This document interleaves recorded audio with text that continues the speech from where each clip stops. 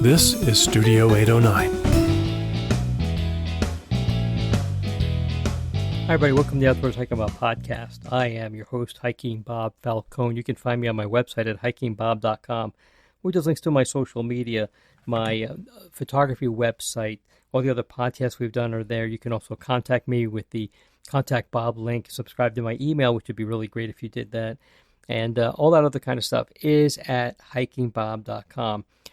Today we're doing something a little different. We're replaying an episode from back in June of 2017. This is episode number 48. And this is my conversation with Jerry Rhodes, who's a friend of mine who was climbing on Mt Everest. He was doing a hike, not to the summit, but to the base camp of Mount Everest. We talk about what that involves. And he was there when the earthquake struck Nepal. And he talks about, what that was like and how to get rescued. And I will tell you that from a personal point of view, and Jerry is a friend of mine, that we knew that Jerry was on the mountain when we got reports of the earthquake. And we were a little concerned about it. It took a while, several days before anybody found out his condition, that he was okay and got out of there. The reason why we're doing this, we've never done a repeat episode before, it's the first time we've ever done it, is because Netflix has just released a new series about the earthquake, and it's called Aftershock, Everest, and the Nepal Earthquake. And it's a really good, I think it's a 3-part documentary about the earthquake and people's firsthand experience both in Kathmandu and on the mountain. I almost half expect to see Jerry somewhere in there. I didn't, but I was like, well, Jerry's got to be in here someplace. He was on the mountain. But in any case, this is the story of Jerry's experiences on Mount Everest, and it goes along with this documentary on Netflix. I think the Netflix episode series is a great series to watch. It's really great. And then to come back here and listen to the firsthand experiences of somebody who was actually there, I think it's pretty enlightening. So either watch the Netflix series first, and if you don't have a Netflix subscription, you can probably get like a trial subscription for a couple of days and listen to it and watch that. And then come back here and listen to the podcast, or listen to the podcast first and then watch the miniseries, the documentary. I don't think it matters which way you do it, but in any case, we're going to bring this back to you here. We'll have a new episode coming up in a couple of weeks. Also, you'll notice that the audio quality on that recording is not as great as it probably could have been, and it's certainly not as good as what you're listening to right now, which is I'm recording this just before airing it. Some of that's because we have great patrons at Patreon who help support this podcast and help us buy new equipment. And some of the brand new equipment we have here is the microphone I'm using and a brand new recorder, which I think is going to work a lot better. So you can help support this podcast, help us advertise, help us buy better equipment like we've been doing by becoming a patron at Patreon, patreon.com/hikingbob. Really appreciate it. Now, on with the podcast, and thanks for listening. So today we're going to have episode number 2. We're talking with Jerry Rhodes. And if you listen to the previous episode, we talked a lot about, we talked a little bit about some of the trips he's gone on, but we talked a lot about what it took to prepare for those trips and about the people that you rely on those trips, the porters and Sherpas and stuff like that. So Jerry, say hi to everybody. Hi, everybody. Hi, Bob. And thanks again for being here. Really enjoying this. This is some great stuff. So today we're going to talk about one of your infamous trips, which was a trip you did on Mount Everest. Or close. Oh, close to it. And you were not going to the top. We want to make that clear. You were doing a base camp. No, that's correct. So, to me, base camp is at the bottom. So tell us, where is base camp? I'm thinking base camp, you start here, you go up there, you come back down. That's not what a base camp is on Mount Everest. That's not what base camp is. So tell us what base camp is on Mount Everest. Well, base camp of Everest is higher than any point in the continental United States. It's at about 17,500 feet. But you don't get to just fly right in, drop in, say hi, and fly back out. You got to climb up there. Well, you got to get there first. Right. You got to fly probably about 38 hours worth of air travel. That's not the time to buy the economy seats. Well, unfortunately, some of us did. Okay. Some of us got the cheap seats. But the nice thing is, And again, another tip here: if you have an opportunity to travel on Qatar Air or Iceland Air or KLM or any of the non-domestic flights, do it. And I hate to say this, but those flights are much better than the domestic carriers. Really? Yeah. Even their economy seats are better. Even their economy seats. Not the sardine cans we're used to being in. You're not jam-packed into the cattle carrier section. Cool. And you can kind of spread out. And if they have room, sometimes you can sneak up, or they'll sneak you up to first class, which is kind of nice. That said, so 38 hours. 38 hours to fly, and where do you fly? You flew into Nepal. Right, to Kathmandu, Okay. Colorado Springs to Chicago to Doha in Qatar, from Qatar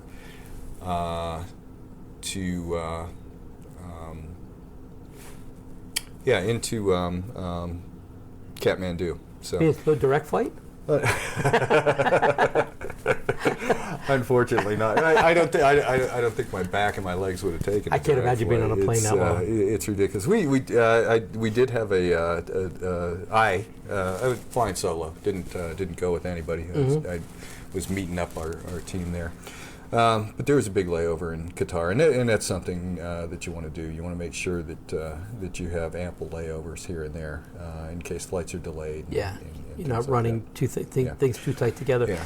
So 7,800 miles, Okay. air miles. And let's just so we can put a time frame on this. When was it that you took this trip? This was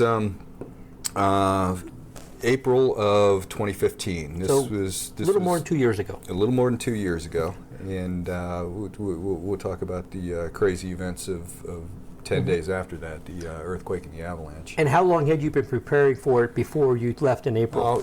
This one,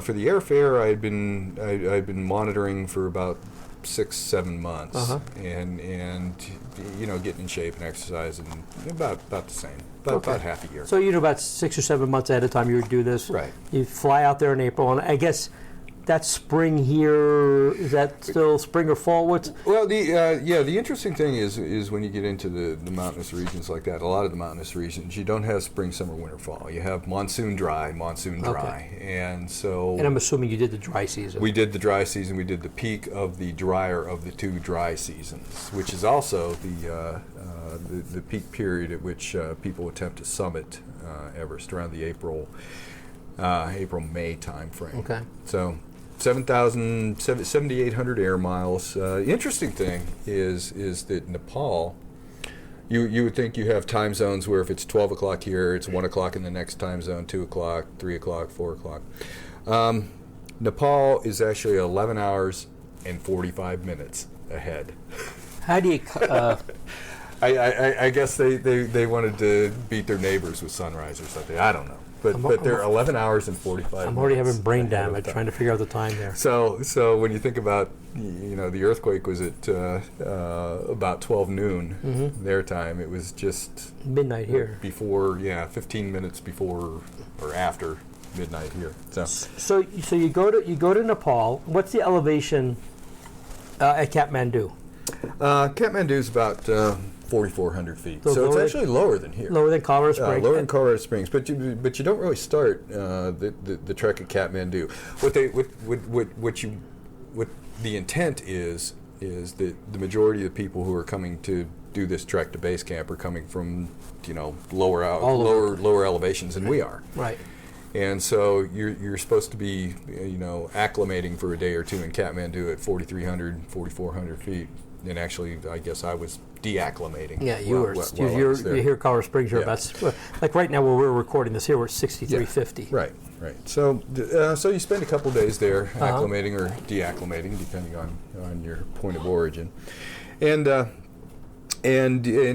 nice thing about the trekking company, if you get a good trekking company, is that they will set up a cultural guide for you. Cool. Just to take you out. Well, basically to keep you safe, keep you from avoiding pickpockets and things like that, but also give you a little cultural education into the Nepalese culture, to show you where to shop, show you where not to shop, show you what to buy, show you what not to buy, if you wanted to, and just get you acquainted and acclimated to the general feeling of the area, which is if you've never traveled outside this country, you have to. It's the most amazing thing that you could ever do is to get in with and learn about other cultures.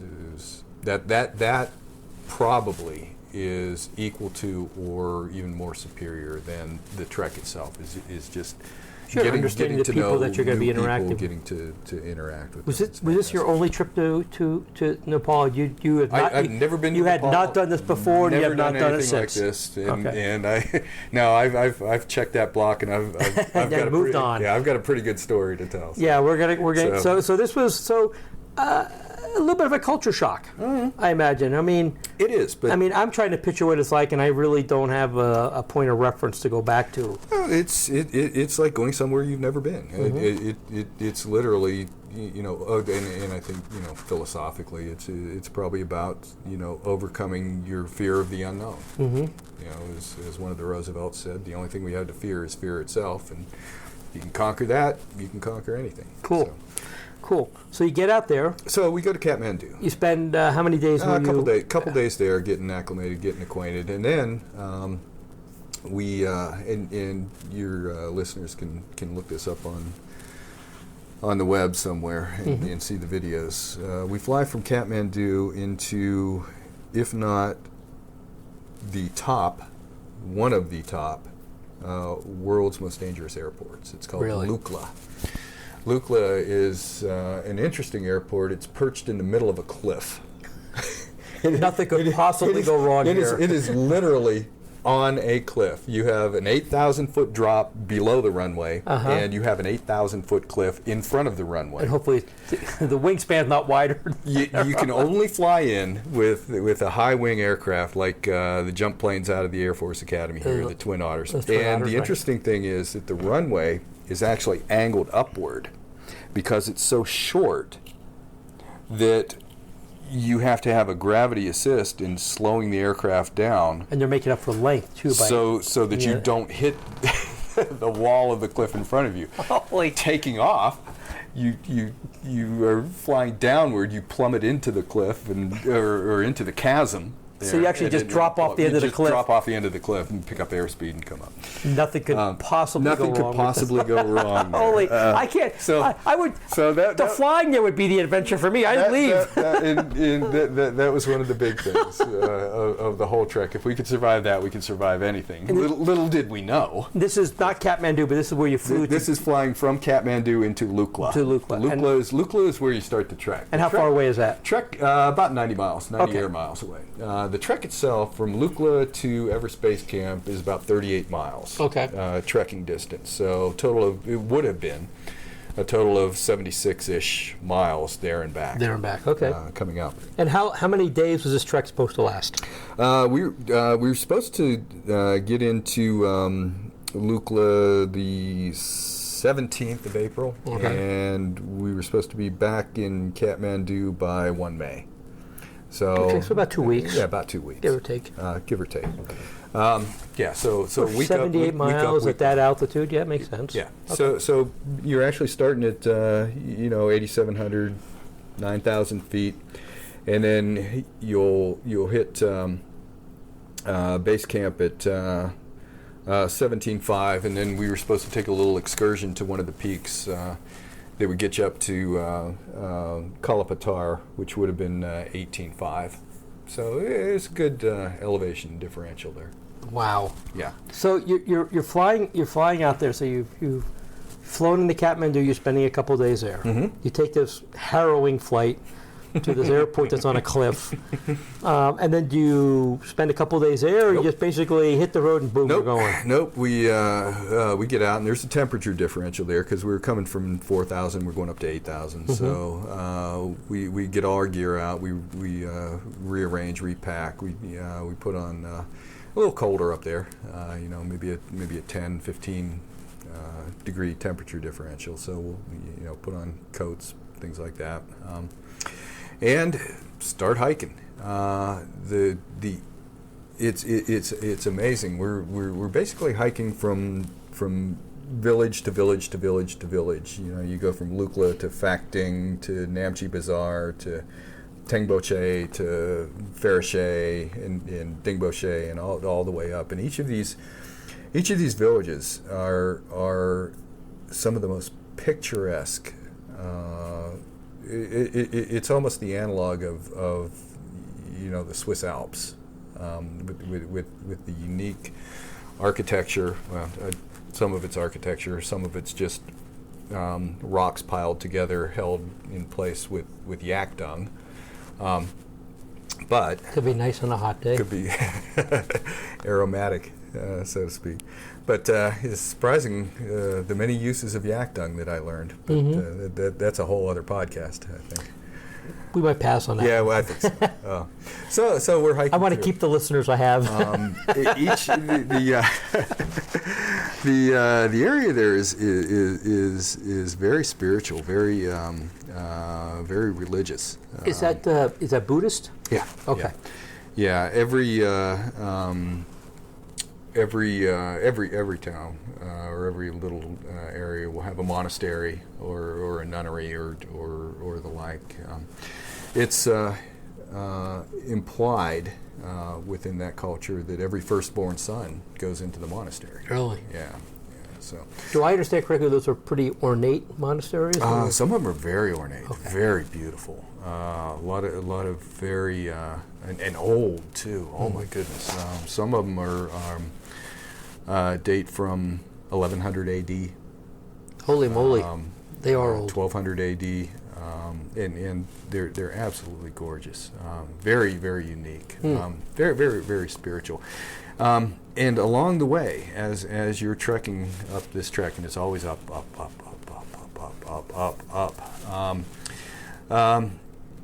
You'll see stupas. You'll see carved rock stelas, just carved in Buddhist scripture, Om Mani Padme Hum, really? And the whole thing, everywhere.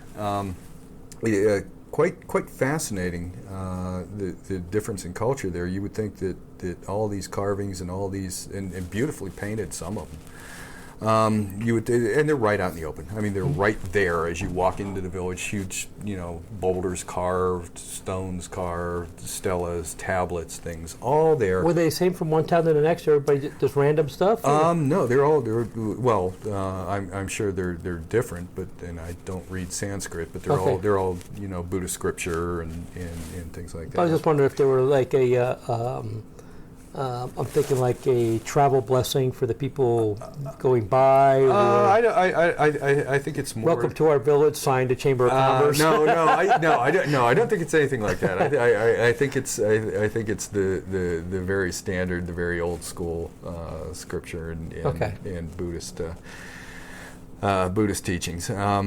But what I found fascinating is these things are the most beautiful things that you've ever seen, and they're right out there in the open, and there's no vandalism. There's no spray painting of anything.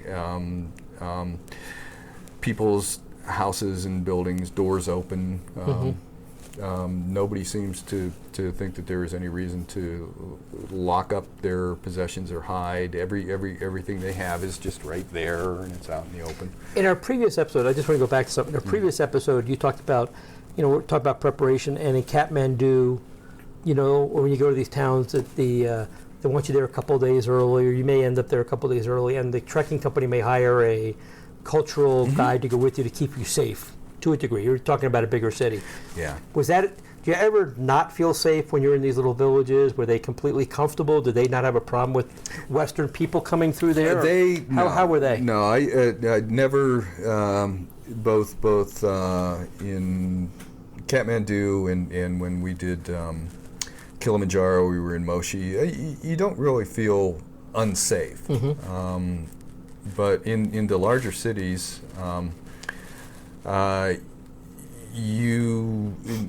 especially in Moshi in Africa, you feel put upon by people who are really pushing to sell you trinkets. Gotcha. Okay. And sell you stuff that you don't need. There are the occasional pickpockets. No real violent crime. Okay. I mean, nothing that I would. And in the consider- small villages, you were totally fine. Oh God, yeah. I mean, they were so welcoming, and we'll talk a little. Which bit is about what that. I did actually imagine that's what Yeah. the case would be. Yeah. I would be surprised if you told me otherwise. Yeah, I think from the last episode we talked about how noble and moral and ethical. Sure. The Sherpas and porters are. So that goes out to the entire all those communities too. Which I expected. They bend over backwards to help you Yeah, out. I would have been surprised if you told me anything otherwise, but I wanted to make sure the listener understood that. Mm-hmm. So you fly to Lukla, which I just looked up that airport. You're insane. I'm looking at this airport and it says that the runway is 1,700 feet. Right. And then it ends in a cliff. A cliff face. It ends in a rock wall. And the flights are daily if the weather's good. Yeah, exactly. Okay. I don't want to get past that. I just happened to look it up on Wikipedia. Like, holy cow. Yeah. So we're trying. We hit Lukla. We repack and we trek up and. So is it like a last day? Like they give you the last minute? Like here's what the weather. Really up to date weather. So you can probably leave this behind, take this with you, that kind of stuff. The Sherpas and the guides that we have are absolutely fantastic. Mm-hmm. They know more about the weather conditions. I mean, they can turn over a rock and tell you whether it's going to rain 3 days from now. Good. Can we get them to work here? Exactly. No, they are spectacular, and they've been doing this. I mean, we're talking about Everest, but one of the guys that I hiked up Kilimanjaro with, I asked him how many times had he done it, and it was his 192nd time. So, and I just want one more thing about that. Did they pass this down from? Is that what his father and his grandfather did, and what his kids are probably going to do too? Mm-hmm. So this is like a family. This is generational, passed down and stuff. Yeah, I believe, and I can't be sure, but at least within Nepal and Everest, the Sherpa are actually a family or a group. Okay. Of folks who do this for a living. They are strong people and very attentive. Great attention to detail. Great making sure that your entire trip you are healthy, you are safe. You have an enjoyable time, and you get back in one piece. Not only culturally predisposed to do this, but genetically predisposed to do this to a degree. From what I understand, yeah, a lot of the Sherpa are very, very short. Mm-hmm. Not a lot of surface area to body mass. Strong folks. We saw a couple.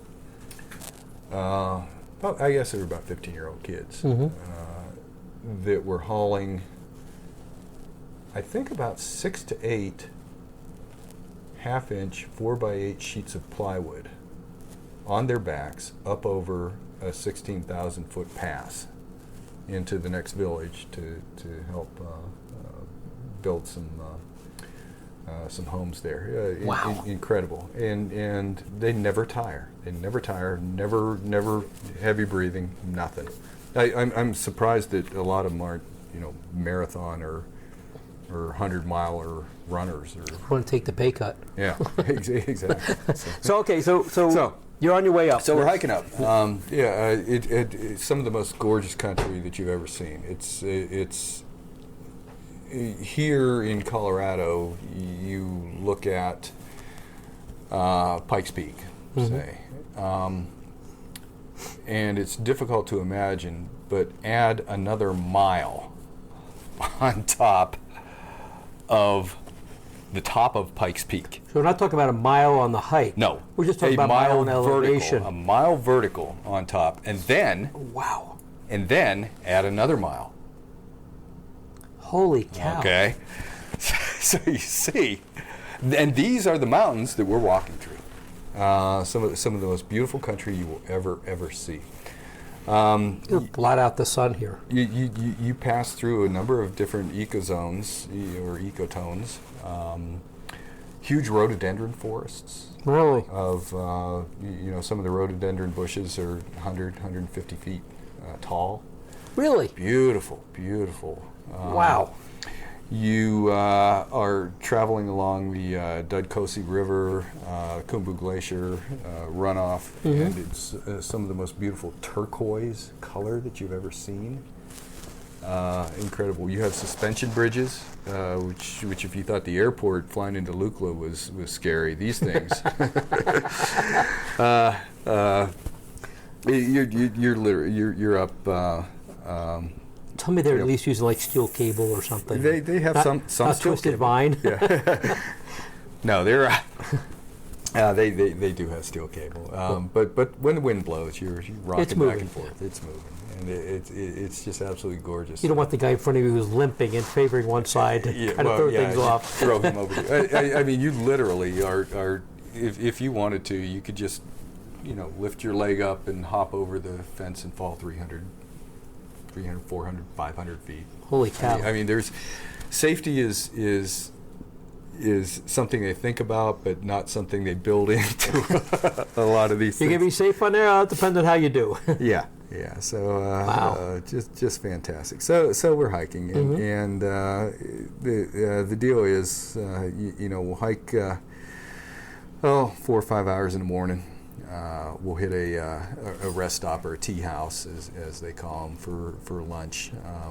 Our Sherpas will actually cook us lunch.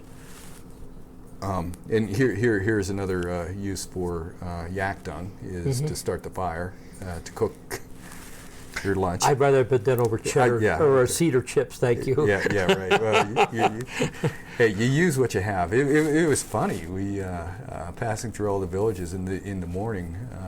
They would go out and they would collect all the yak dung from the night before and just plaster it up against the south-facing wall, stone wall, to dry out. And then they'd collect it all and they'd pile it, and it is basically there must firewood. be something to it. These people are climbing these mountains. It can't be hurting them. They use it for. I mean, it's like the duct tape of Nepal, I guess. Wow. It's multiple uses. And they cook over it. And they use it to start fires. Wow. Okay. And after 4 or 5 days, everything without a shower or anything, everything smells the same anyway. So I smell like yak dung. You do get used to it. And the trail is, the yak they're the all-terrain vehicle there.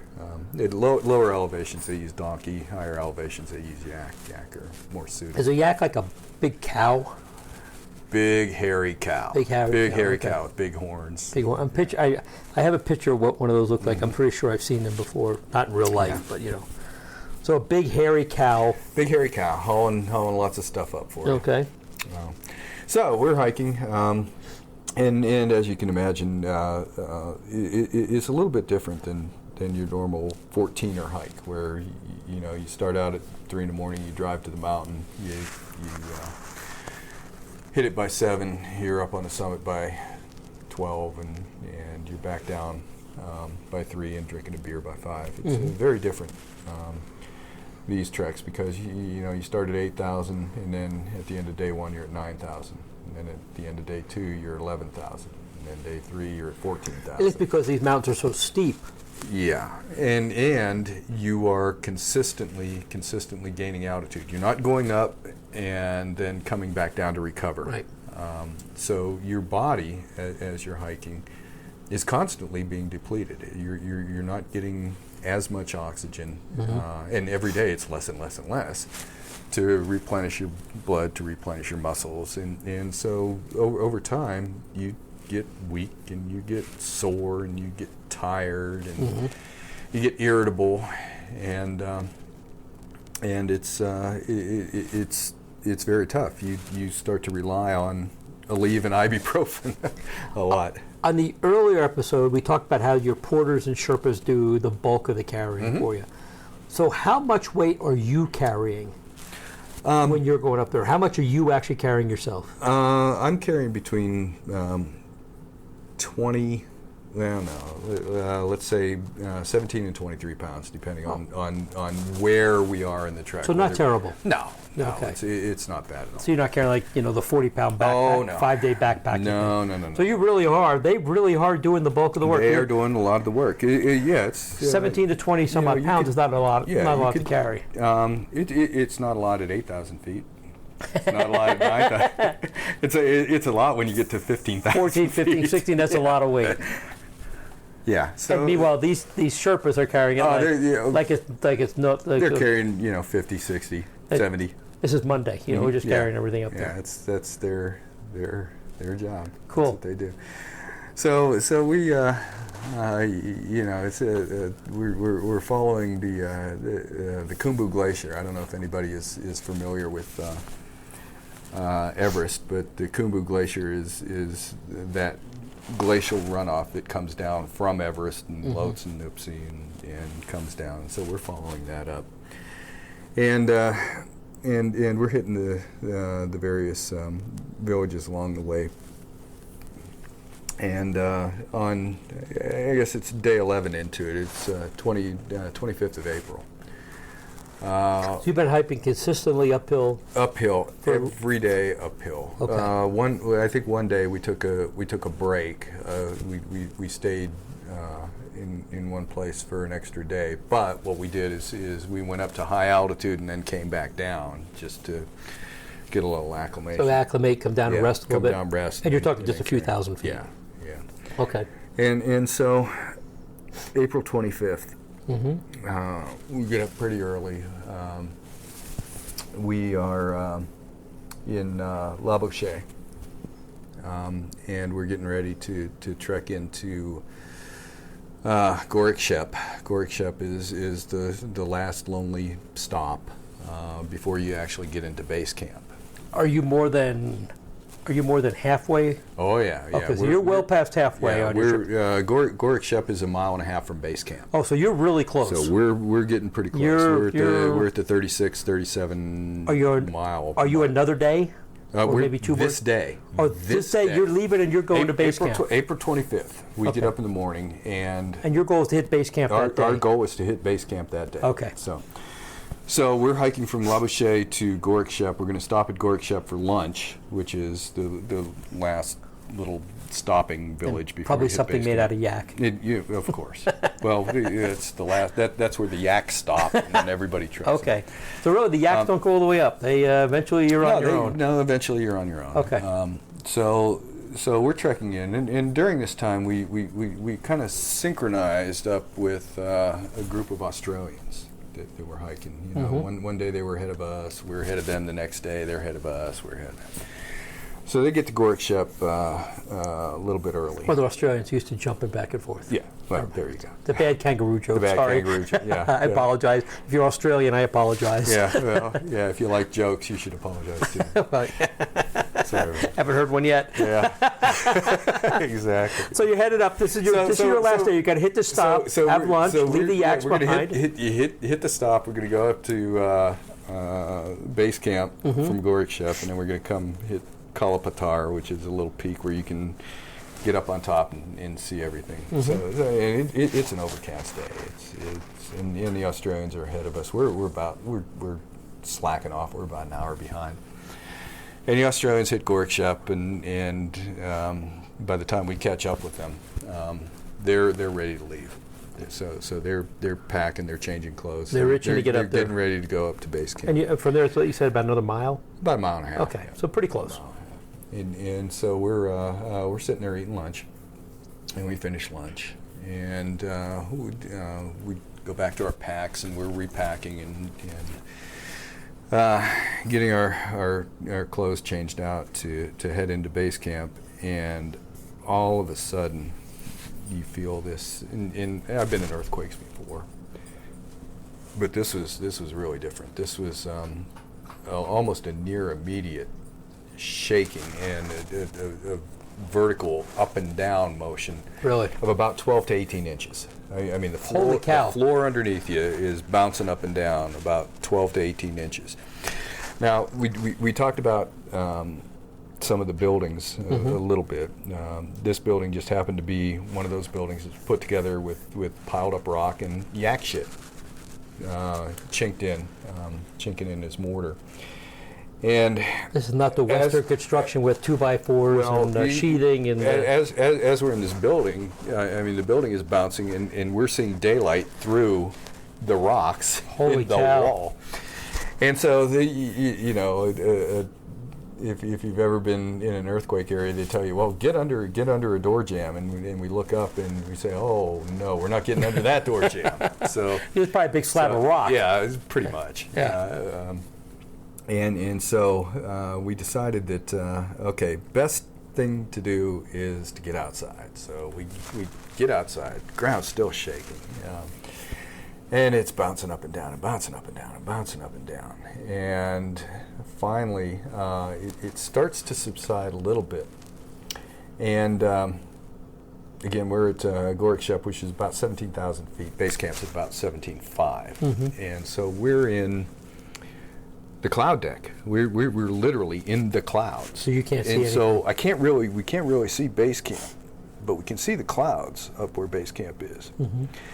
And so we're thinking, great. Well, we survived the earthquake.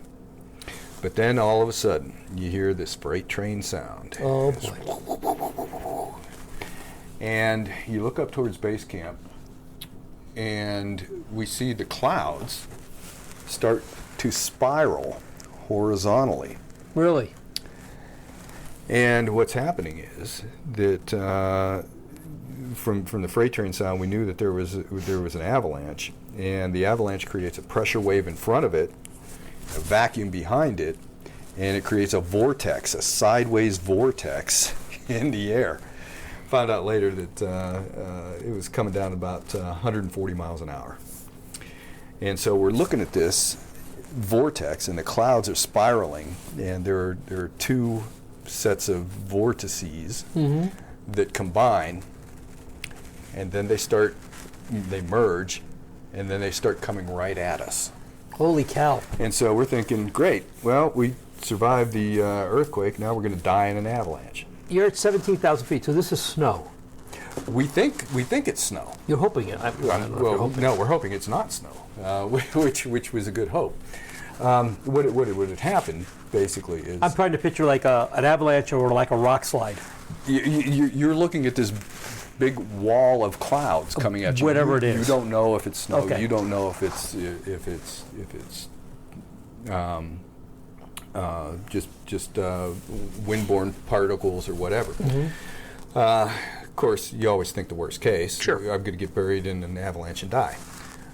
So it starts coming towards us, and we feel the wind start to pick up. What we learned was that the wind in the avalanche created a wind about 140 miles an hour at base camp. But by the time that avalanche and the wind had gotten to us, it had dissipated, and it was only about 20 miles an hour. So, oh my goodness. Friction and distance and stuff like that slow things down. So we got pelted with a little snow, ice crystals, things like that, and then that dissipated, and after a second or two of saying great, we survived, we started thinking about all the people up at base camp and our Australian pals. The Australian guys were right ahead of you. The Australian guys had left about an hour before that. And an hour at that altitude, they're not very far away. No, but they're ahead of you. They are on the trail en route to base camp. Right. And over the course of 45 minutes to an hour and a half later, they came struggling back. Okay. They had, a couple of them had broken collarbones, broken arms. One guy had a punctured lung. Holy moly. Yeah, at 17,000 feet, not a good thing. Not a good thing. So fortunately, we had a medic in our group who helped patch them up as best he could. And at that point, all the helicopters and everything that had been flying into base camp to supply base camp for the subsequent summiting all became rescue helicopters. And you have to realize that at 17,000 feet, you don't get a lot of lift. Right. You need either very powerful helicopters or carrying very light payloads. And so these are onesie twosie helicopters that are fitting maybe 3 people in them. And so we're bringing a couple 100 pounds of supplies up, but now they all became rescue helicopters. Are they flying into Lukla, or are they going down to Kathmandu? Well, they're flying depending on what their fuel load is. They're either flying into Lukla or they're flying into Kathmandu, not knowing now that Kathmandu Airport is pretty much devastated. This earthquake had involved a wide area, not just this little section of Mount Everest. Everest was about 100 miles away from the center of the earthquake. Kathmandu, I think, was 50 miles away. Oh, wow. 19 or 20 people died at base camp. In all of Nepal, 8,000 people died. Holy cow. And so you got to remember, third world country, when the earthquake hit, all telecommunications is gone. Right. All telecommunications is gone. So we, fortunately, had all survived, and we're in basically an information bubble. We didn't know the extent. We didn't know how bad it was. Are you above the earthquake, below the earthquake? Yeah, we just knew that there was an earthquake, and it was really, really bad. Mm-hmm. The reason we knew it was bad because it just so happened that at Gorik Shep, while we were there, if you remember, Sir Edmund Hillary was the first to climb Everest. Right. His son, Peter Hillary, was with us. You're kidding. At Gorik Shep. And over the course of many years, he had been taking people up and back to base camp, and he said, "Wow, this is the worst earthquake I've ever felt in all of my life." So we knew it was pretty There's bad. a guy who knows. Yeah. So we're at Gorik Shep with Peter Hillary, and we're in an information bubble because all the communications have ceased to exist, basically. Anybody who had a satellite phone is on their satellite phone, jamming up the satellite phone channels. Sure. So we got our collective wisdom about us, got us all together, took an account of what we had, took an account of what we thought happened, and decided that we would send 1 or 2 of our guys downhill with a satellite phone and a cell phone, and told them to check every 10 minutes or every 15 minutes or whatever until we got a signal. Before you go further, just a quick question. Was there any damage to the town you were in? Yeah. Okay. Yeah. So that little village you were in had some damage too. It was more of a one building than it was a village. Okay, so fortunately, the building actually survived with minimal damage. But, okay. So you did have some shelter. Oh yeah. Okay. Sorry, I didn't mean to interrupt. I was just curious. No, that's fine. So you're sending people down with a sat phone and a cell phone. Sat phone, cell phone. Told them to check every few minutes, see if they get a signal, see if they can get out and call back to our trekking company back in Las Vegas, and they finally did. They got in touch with them, who in turn got word out to basically the next of kin list, saying, okay, all your relatives on the trek are fine. They also got in touch with, and I wanted to circle back to this, the rescue organization that we had contracted with. I talked about travel insurance, and I talked about rescue insurance. And you had rescue insurance? I got the rescue insurance. And a little segue here. So the trekking organization recommended that we all get rescue insurance. And I'm thinking, I'm not so sure about this. I was actually more concerned about being rescued. At the time, there were some things going on in the Persian Gulf, and I was flying through Doha in Qatar to get to.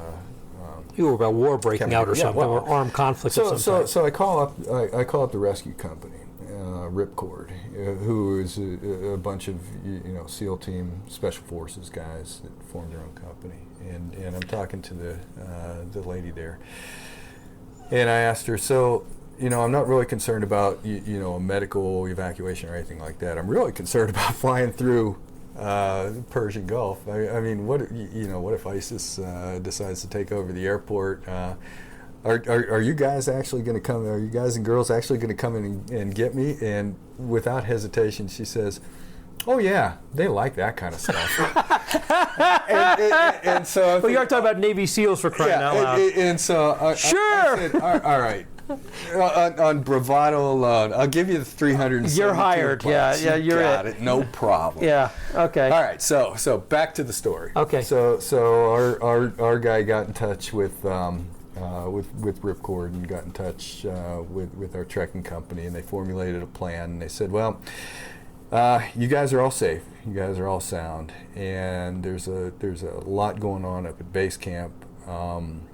Which had pretty much got wiped out. Yeah, and 19 people dead. High altitude, can't get a lot of people in or out. So we made the conscious decision that it was more important to have what helicopters were available supporting base camp. We were still fit.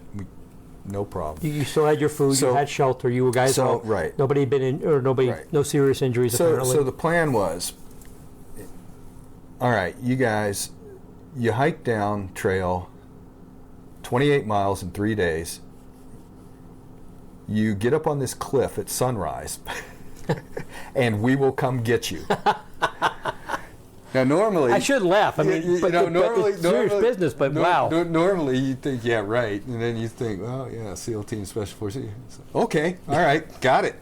So they're the experts. So we pack up and we leave, and over the course of 3 days we're going through just devastation. I mean the trail itself was with landslides blocking off portions of the trail. Not really impassable, but difficult. Mm-hmm. A lot of the towns that we had been to before were just decimated. I mean they were just. And these are places held together with rock and yak dung. And yak dung, yeah. Yeah, one of the places that we had originally planned to stay on the way back down was gone. It was just literally wiped out. Really? So we got to we finally got to Namche Bazaar, and the bless this guy. We'd contracted to stay overnight at his place. It was a 3-story building, of which he only had 1 story left. He had no running water. He had no electricity, no nothing. But he said, hey, you guys can stay here. Opened his door to us, so we stayed there overnight. Day 3, we get up pre-dawn. We pack everything. We get everything together, and we hike up a couple thousand feet up to a cliff, literally a cliff that used to be a helicopter landing field, which was no longer a helicopter landing field, but which they were going to make into a helicopter landing field. It was back to being it. Yeah. So we hike up there. Uh-huh. And again, we're in the clouds. We're at about 15,000 feet, 14,000 feet. We're in the clouds, and we're just waiting for the clouds to break so they can land, because they can't even see the runway. Just so happens that while we're up there, another gentleman came up who was leading a group of, believe it or not, the 25 best and brightest women of India. Apparently, these women had won a competition in India for being the best and brightest women of India, and boy were they smart. I mean, you had a couple, dual PhD neurosurgeon physicists speaking multiple languages, and apparently as winners of this competition, the first prize was a trek to base camp led by Jamling Norgay, the son of Tenzing Norgay, who was the Sherpa who summited Everest first with Sir Edmund Hillary. So you've got him, and then you've got Hillary's son. So I've got Hillary's son, and now I'm meeting Tenzing Norgay's son. Holy cow. And earlier in the trek, we met Tenzing Norgay's grandson and had lunch with him. But he is leading these people, these best and brightest women of India, up, and got stuck there because of the earthquake and the avalanche. And of course, they're all asking whose bright idea was this to go on this trek. So we're all waiting on this cliff for the helicopter to land, and they're circling and circling and circling. We can't see it. And, so you're still in the clouds. Oh, yeah. And they say, all right, we think there's a break coming here. Do you have anything bright that you can wave so we can see where you are? And I had this ugly tennis ball green jacket that I took off, and I'm waving it and waving it, and out of the clouds break open, and out of the clouds comes this whop, whop, whop, whop, whop, whop, whop, whop. A Russian Mi-7 military transport helicopter. Is that Hind up there? This thing is huge. Sure. It's fortunately it seats 35, which just happens to be the our trekkers plus the best and brightest women of India. So we all get on the and the ripcord guy gets off, and it's a military operation. He divides us into Alpha and Bravo groups, and et cetera, et cetera, et cetera. And we get on the helicopter, and so what we find out now is that Kathmandu Airport is just devastated. I mean, all they are allowing in are relief transports and rescue crews. So our ripcord guy he's a pretty smart guy. He calls back and he says, okay. He calls back to his base and he says, okay, I need you to find out which of these aircraft that are landing have rescue crews on them, and I need you to book return passage from wherever they are coming from. Right. For my people. Just to get out of there. Just to get out of Kathmandu. Because once you're out of there, you can get wherever else you got to right. go. So then he finds out that one's going through Mumbai, one's going through New Delhi, and so he books us on a satellite phone. Books us transport on those aircraft out. Gets with the U.S. Embassy, gets us emergency transit visas through India. And so before we even land in Kathmandu, we've got boarding passes and transit visas. Holy cow. To get out. So the advantage of having a rescue company, they know how to do all The advantage of having a that. rescue company is this. They know how to cut through the red tape. So we spent some time at Kathmandu Airport. We got on, we got out. From the time that we were on the cliff until the time that we got home, 63 hours. And we went through Newark, New Jersey, which is another third world country, but that's for another podcast. I was born in Newark. I know exactly what you mean. So you went from New Delhi directly there, or New Delhi? I was asleep most of the time. I don't remember where we went through. I think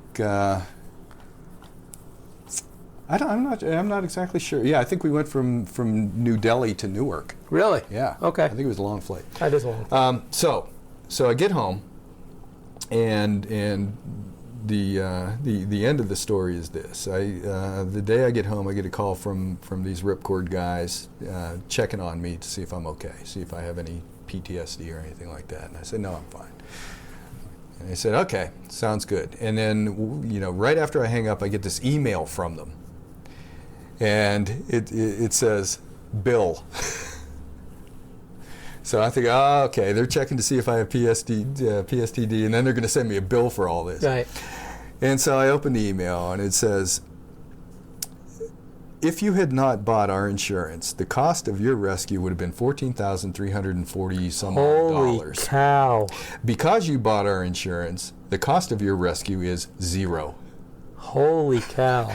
So wow. So $327 well spent. $327 well spent. Holy cow. And so that's the story. One more sidelight.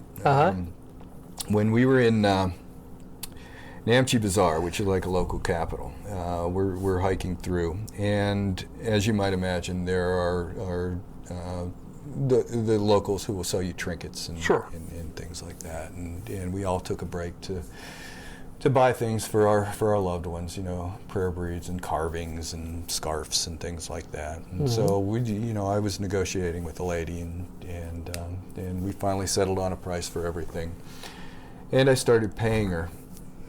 And as I was paying her, she reached up and threw a necklace around my neck, and it was a little yak bone yak horn necklace. And Jerry's showing me the necklace now. He's wearing it right now. And I thought she was trying to scam me. I said, no, I don't want to. I don't want to pay for that. I don't want to pay for that. I just want to pay for this other stuff. And she said, no. You don't pay for that. You don't pay for that.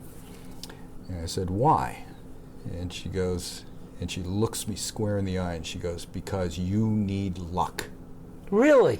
And this was 4 days before the earthquake. Holy cow. And I have never taken this necklace off. I wouldn't take that thing off either. Are you kidding? So there's the story. So, what a story. And I'll tell you, my recollection was, you and I have known each other for years.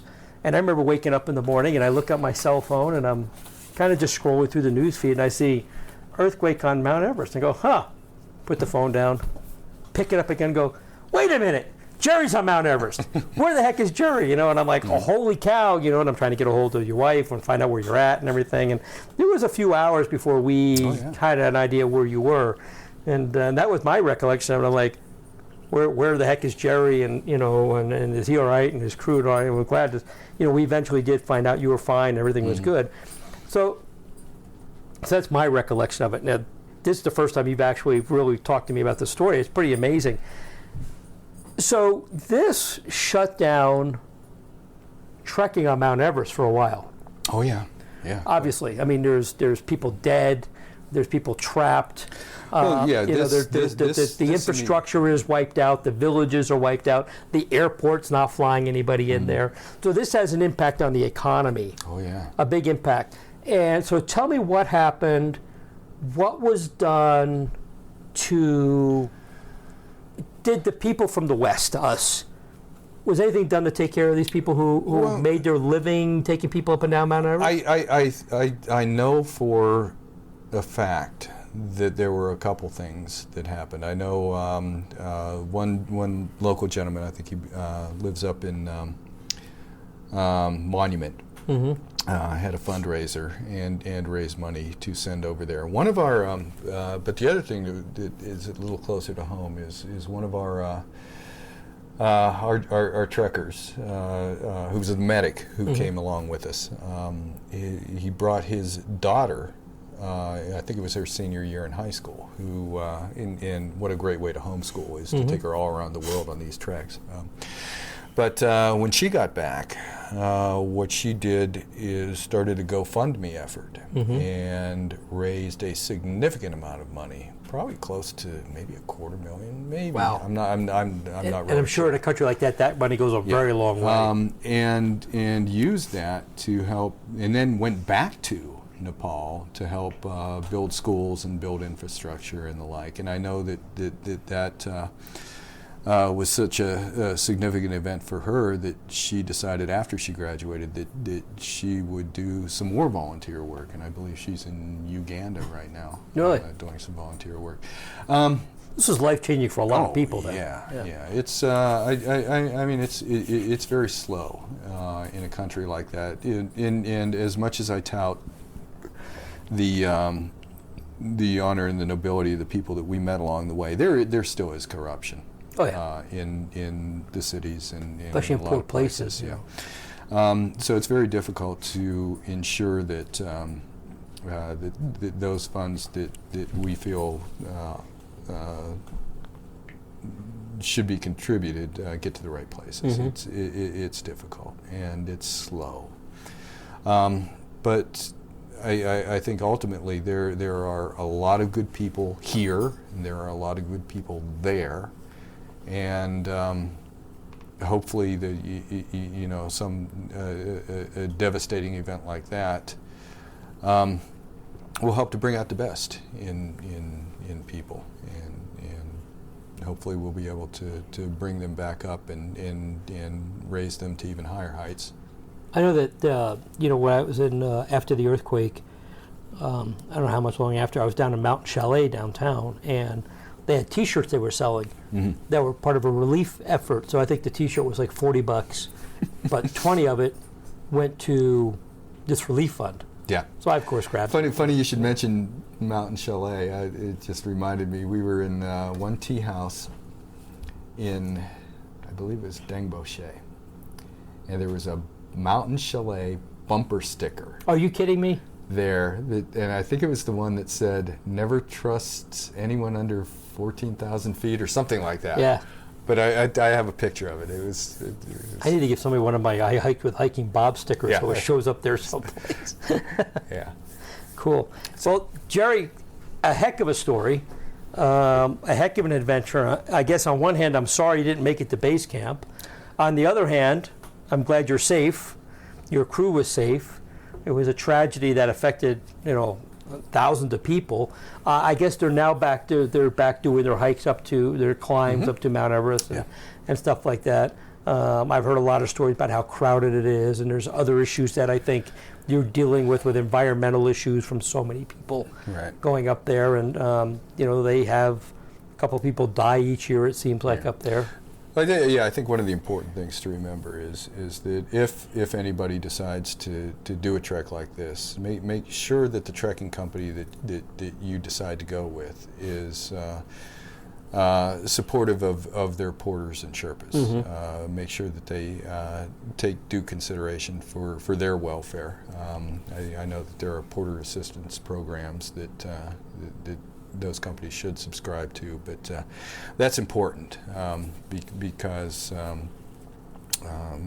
every dollar that you spend with that trekking company, at least a portion of that will go back to the porters. So that's an important thing to check into if you ever decide to go on a trek like this. And on an individual basis, you take care of them yourself too, with tipping them very well and making sure they're taken care of and stuff like that. So I guess there's ethical and unethical companies, and just do your research. Like I said in the first podcast, you don't want to go with Joe Schmo's House of Discount Trekking. You want to pay, it seems like from what you're telling me, you pay more, it's worth paying more to get a better experience, and the people are taken care of better, which is the real important thing here. Up to a point, you obviously don't want to overpay with the with the Gucci trek, because then you lose all connection with why you're trekking in the first place. Exactly. Good. Well, Jerry, thank you again for being on the show. And people don't know, I've been pestering Jerry to do these podcasts for months. Got down to the point where I was texting him every other day with just one word, podcast. I'm glad I got you on here. Thank you very much for doing it. These last two episodes have been really great. Really good information. I think people are going to love hearing the story. If they want to get a hold of you? Email. Okay. rhodespottery@aol.com. Perfect. Perfect. Again, thanks you for being on the show. I really appreciate it. Thanks again for listening, and we'll talk to you next time.